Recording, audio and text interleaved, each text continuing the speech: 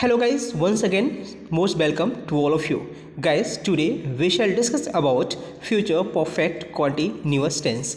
In this video we will try to know that what is future perfect continuous tense. Along with it we will also try to know that what will be helping verb and main verb of future perfect continuous tense. So let's start now about future perfect continuous tense. So firstly we will discuss that which helping verbs will be used with future perfect continuous tense. Got it? So here is given will have been and shall have been. Yes, तो आइए देखते हैं कि will have been का use किसके साथ होगा and shall have been का यूज़ किसके साथ होगा. तो शैल हैव बीन का जो यूज़ है वो सब्जेक्ट आई एंड वी के साथ हम लोग जो है शैल हैव बीन का यूज़ करेंगे. ठीक है. एंड विल हैव बीन का जो यूज़ होगा वो जो है आई एंड वी के एक्सेप्ट जितने भी आपके जो सब्जेक्ट होंगे, ठीक है, उसके साथ हम विल हैव बीन का यूज़ करेंगे. ठीक है. आई होप कि आपको यहाँ तक चीज़ें समझ में आ गई होगी. ठीक है. नेक्स्ट इसमें अब बात करेंगे मेन वर्ब की बात करेंगे. तो यहाँ पे मेन वर्ब की आईएनजी फॉर्म आपको यूज़ करना है. And I have already explained you that verb ing form is also known as present participle. इसको हम लोग present participle भी कहते हैं. Got it? तो verb की ing फॉर्म बेस में आपको यूज करना है. अब इसके आइडेंटिफिकेशन को देख लेते हैं कि इसकी आइडेंटिफिकेशन क्या है. ठीक है. यहाँ पे गिवन है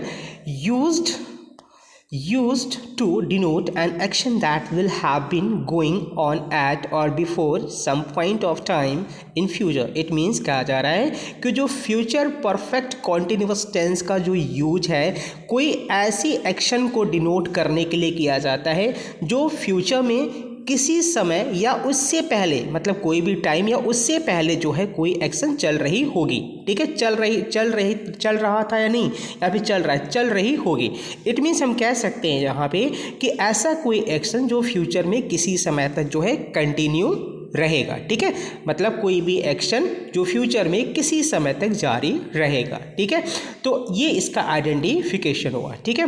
जैसे मैं बोलूँ कि वह जो है वह सुबह से यह काम कर रहा होगा. तो यहाँ पे हम क्या कर रहे हैं, यहाँ पे फ्यूचर में कोई एक्शन की बात कर रहे हैं कि कोई भी एक्शन जो है फ्यूचर में क्या होगा, कंटिन्यू रहेगा. ठीक है.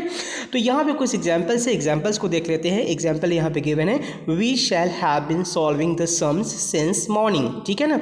अब देखिए यहाँ पे फ्यूचर परफेक्ट कॉन्टिन्यूअस टेंस है तो इसमें आपको सिंस एंड फॉर का यूज करना ही करना होगा. ठीक है. और मैंने आपको पहले बताया कि सिंस और फॉर का यूज कहाँ पे होता है, जहाँ पे आपको जो है पॉइंट ऑफ टाइम की बात होगी वहाँ पे आपको सिंस का यूज करना है. जहाँ पे पीरियड ऑफ टाइम की बात होगी वहाँ पे आपको फॉर का यूज करना है. ठीक है. यहाँ पे पॉइंट ऑफ टाइम की बात हो रही है.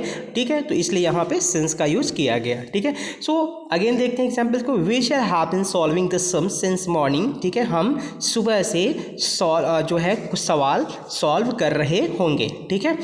अब इसके स्ट्रक्चर को देख लेते हैं कि अफर्मेटिव इसका स्ट्रक्चर क्या बनता है. उसके बाद अलग अलग जो है सेंटेंस का स्ट्रक्चर इसमें देखेंगे. उसके बाद कुछ बहुत ही इंपॉर्टेंट कुछ नोटेबल थिंग्स हैं जिसको आपको माइंड में रखना है.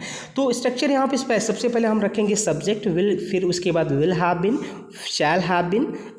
अकॉर्डिंग टू सब्जेक्ट हमें यहाँ पे मेंशन करना है. ठीक है. विल हैव बीन करना है, फिर शैल हैव बीन. तो सब्जेक्ट आई एंड वी के साथ हमें शैल हैव बीन का यूज़ करना है. आई एंड वी के अलावा जो अदर सब्जेक्ट है उसके साथ विल हैव बीन का यूज़ करना है. फिर वर्ब की आईएनजी फॉर्म यूज करना है. उसके बाद ऑब्जेक्ट, फिर सिंस या फॉर. ठीक है. अभी जस्ट मैंने बताया अगर पॉइंट ऑफ टाइम है तो सिंस का यूज करना है, पीरियड ऑफ टाइम है तो फॉर का यूज करना है. Point of time it means निश्चित समय है तो सिंस का यूज, और period of time it means अनिश्चित समय है तो फॉर का यूज करना है. फिर यहाँ पे T R it means time range का यूज करना है. ठीक है. अभी टाइम रेंज क्या होता है आइए एग्जाम्पल से समझ लेते हैं. ठीक है. So they will have been bathing for 3 hours. ठीक है. तो दे यहाँ पे आपका सब्जेक्ट हो गया, दे है तो विल हैव बीन यहाँ पे लग गया, बाथिंग वर्ब की आईएनजी फॉर्म लग गया. उसके बाद जो है यहाँ फॉर, ये फॉर जो है फॉर का यूज हो गया. क्यों फॉर का यूज, क्योंकि यहाँ पे जो है जो आपका टाइम रेंज है ना वो क्या है, वो पीरियड ऑफ टाइम है. इसी को हम लोग बोलते हैं टाइम रेंज. ठीक है. इसका मतलब हो गया कि वे जो है 3 घंटे से नहा रहे होंगे. ठीक है. नेक्स्ट यहाँ पे बात करेंगे नेगेटिव सेंटेंस की बात करेंगे. तो नेगेटिव सेंटेंस की बात करेंगे तो यहाँ पे सब्जेक्ट विल के बाद आपको नॉट लगा देना है, फिर आपको जो है हैव बीन का यूज करना है। और अगर सब्जेक्ट आपका आई एंड बी है तो शैल लगाना है, फिर नॉट, फिर हैव बीन का यूज करना है, फिर वर्ब की आईएनजी फॉर्म यूज करना है। उसके बाद ऑब्जेक्ट, फिर सिंस या फॉर या फिर टाइम रेंज का यूज यहाँ पे करना है। ठीक है, एग्जाम्पल जैसे यहाँ पे गिवन है, we shall not have been learning our lesson since morning, मतलब हम जो है सुबह से अपना पाठ नहीं याद कर रहे होंगे। ठीक है, अब नेक्स्ट बात करते हैं इंटरोगेटिव सेंटेंस का। तो इंटरोगेटिव सेंटेंस अगर सेंटेंस क्या से स्टार्ट होगा तो आपको सबसे पहले विल या शैल का यूज करना है, उसके बाद सब्जेक्ट, फिर हैव का यूज करना है, फिर आपको जो है बीन का यूज करना है, फिर वर्ब के आईएनजी फॉर्म लगाना है, फिर ऑब्जेक्ट, फिर सिंस या फॉर, उसके बाद टाइम रेंज का यूज यहाँ पे करना है। एग्जाम्पल्स गिवन है, shall we have been waiting for you since morning, क्या हम आपका इंतजार सुबह से कर रहे होंगे। Shall we have been waiting for you since morning. ठीक है, अगर डबल इंटरोगेटिव सेंटेंस आ गया, ठीक है, जिस सेंटेंस के बीच में अगर क्वेश्चन वर्ड आ गया तो सबसे पहले आपको क्वेश्चन वर्ड रखना है, फिर विल हैव बीन या शैल, जो विल रखना है, शैल रखना है, फिर सब्जेक्ट, फिर हैव बीन रखना है, फिर वर्ब के आईएनजी फॉर्म यूज करना है, उसके बाद ऑब्जेक्ट, फिर सिंस या फॉर, फिर टाइम रेंज का यूज करना है। ये आपका जो है डबल इंटरोगेटिव सेंटेंस का जो है स्ट्रक्चर यहाँ पे है। अब यहाँ पे कुछ चीज़ नोटेबल थिंग्स है जो कि आपको माइंड में रखना चाहिए। ठीक है, जैसे यहाँ पे गिवन है कि नोट, सिंस और फॉर का जो यूज़ होता है वो परफेक्ट एंड परफेक्ट कॉन्टिन्यूअस दोनों प्रकार के टेंस में होता है। इस बात को माइंड में रखना है कि जो सिंस और फॉर का यूज़ होता है, ठीक है, वो परफेक्ट एंड परफेक्ट कॉन्टिन्यूअस जो दोनों प्रकार के जो टेंसेस होते हैं उसमें ये होता है।